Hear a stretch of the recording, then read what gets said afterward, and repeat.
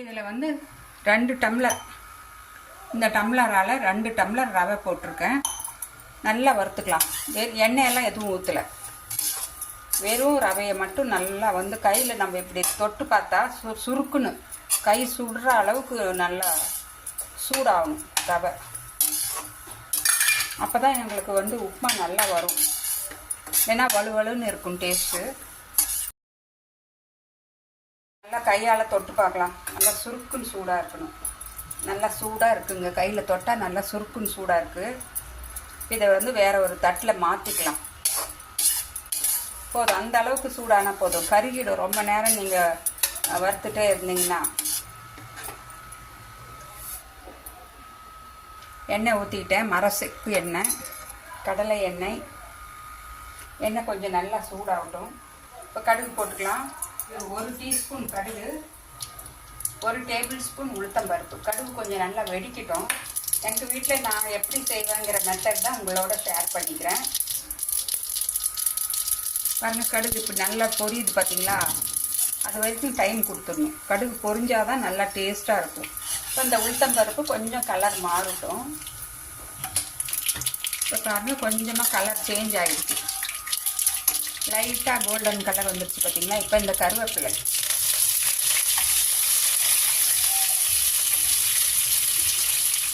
அப்புறம் இஞ்சி நல்லா ஒரு 2 இன்ச் அளவுக்கு இஞ்சி நல்லா தட்டி வச்சுக்கிட்டேன். அது இதே மாதிரி எண்ணெயிலேயே போட்டுக்கோங்க, நல்லாயிருக்கும் டேஸ்ட்டு. அப்புறம் பச்சை மிளகா, காரத்துக்கு தகுந்த மாதிரி பச்சை மிளகா.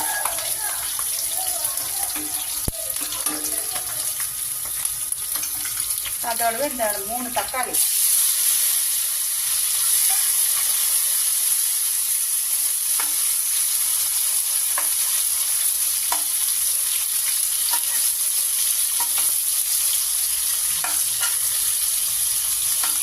தக்காளி கொஞ்சம் மசிக்கிட்டோம்.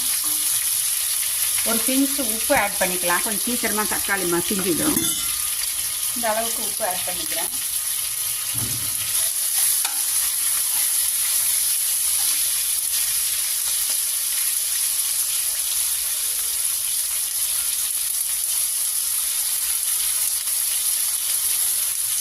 கொத்தமல்லி தழை,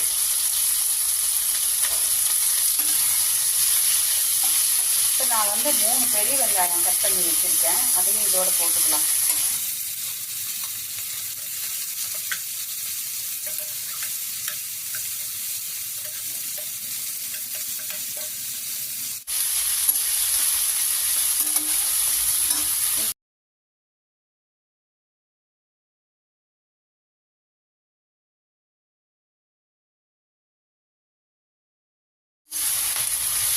ஆனியன் நல்லா வதங்கட்டும். வந்து 2 டம்ளர் ரவை போட்டுருக்கிறதுனால 1 டம்ளருக்கு 2.5 டம்ளர் தண்ணி ஊற்ற போகிறேன். அப்போ 5 டம்ளர் தண்ணி ஊற்றிக்கலாம். போதும், வெங்காயம் வதங்கின வரைக்கும் நல்லா வதங்கிடுச்சு. இப்போ தண்ணி ஊற்றிக்கலாம். அதே டம்ளர் வந்தோம் பார்த்தீங்களா? அதே டம்ளரு 3, 4, 5 டம்ளர் தண்ணி ஊற்றியாச்சு. அளவு உப்பு ஆட் பண்ணிக்கலாம். பாருங்க, டேபிள் ஸ்பூனில் ஒரு 3/4 டேபிள் ஸ்பூன் அளவுக்கு உப்பு. இது நல்லா கொதிக்கட்டும். கொதிக்கிறப்ப ரவையை போட்டு கிளறினா எங்களுக்கு ரவா உப்புமா ரெடி. அவ்வளோதான், நிமிஷமாக செஞ்சிடலாம். இதை மூடி வச்சிடலாம். நல்லா கொதிக்கட்டும். தண்ணி நல்லா கொதிக்க ஆரம்பிச்சிடுச்சு. இந்த டைமில் நல்லா உப்பு செக் பண்ணிவிட்டு, உப்பு கரெக்டாக இருக்குது எனக்கு. இது மாதிரி ஒரு விஸ்க் எடுத்துக்கலாம். விஸ்க் வச்சுட்டிங்கன்னா உங்களுக்கு கட்டி இல்லாமல் வந்துடும்.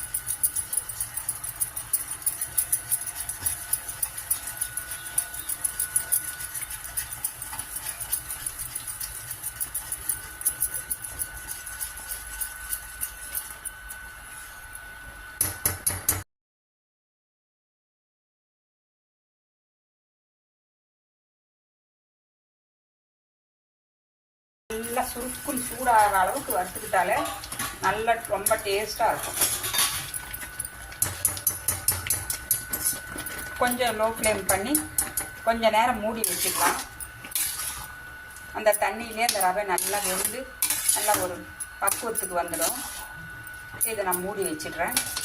இதில் நீங்கள் உங்களுக்கு பிரியப்பட்டா பச்சை பட்டாணி இருந்தால் கூட ஆட் பண்ணிக்கலாம். பச்சை பட்டாணி இல்லைன்னா கேரட் குட்டி குட்டியாக நறுக்கி போட்டு சூப்பராக ஹெல்த்தியாகவும் இருக்கும். அதெல்லாம் எதுவும் இல்லை என் கையில்.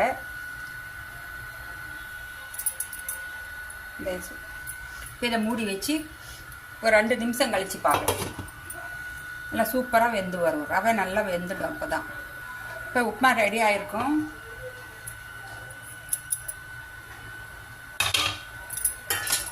பாருங்க, நல்லா சூப்பராக வெந்து கச்சிதமாக போயிடுச்சு ஊற்றின தண்ணியெல்லாம். அதுதாங்க 1:2. இதோட அளவு அவ்வளோதான். 1:2 ஊற்றினாலே ரொம்ப சூப்பராக வந்துடும். ரவையும் வெந்து நல்லா அருமையாக இருக்கும். இப்போ நான் ஸ்டவ்வை ஆஃப் பண்ணிட போகிறேன். இப்போ ஸ்டவ்வை ஆஃப் பண்ணிவிட்டு கொஞ்சமாக நெய், நான் சும்மா ஒரே ஒரு டீஸ்பூன் மட்டும் போடுறேன். நிறைய நெய் வேணும்னா கூட நீங்கள் ஒரு 2-3 டேபிள் ஸ்பூன் கூட ஊற்றிக்கலாம். அது இன்னும் யம்மியாக இருக்கும்.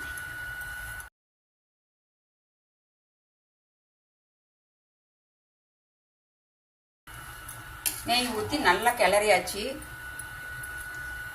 இப்போ முதல்ல கொஞ்சம் சாமிக்கு எடுத்து வச்சிடலாம். பாருங்கள், சுவாமிக்கு ஃபஸ்ட்டு கொஞ்சம் இன்றைக்கி வியாழக்கிழமைங்கிறதுனால ஏதாவது ஒரு நைவேத்தியம் சுவாமிக்கு வைக்கணும். கொஞ்சம் சுவாமிக்கு எடுத்து வச்சாச்சு. இப்போ ஸ்டவ்வை ஆஃப் பண்ணியாச்சு. ரெடி ஆகிடுச்சு. இன்னும் நெய் நிறையா வேணும்னா கூட நிறையா நெய் ஊற்றிக்கலாம். நான் சும்மா ஒரே ஒரு டீஸ்பூன் தான் ஊற்றிருக்கேன். உப்பு எல்லாமே அளவாக போட்டிருக்கேன். கரெக்டாக இருக்கும். இந்த வீடியோ உங்களுக்கு பிடிச்சிருக்குன்னு நினைக்கிறேன். பிடிச்சிருந்தா லைக் பட்டனை தட்டி விடுங்க ஃப்ரெண்ட்ஸ். கமெண்ட் பாக்ஸில் உங்கள் ஃபீட்பேக்கை கமெண்ட்ஸ் போடுங்க. நான் மறுபடியும் அடுத்த ஒரு இன்ட்ரெஸ்டிங்கான வீடியோவில் உங்களை சந்திக்கிறேன். Bye by.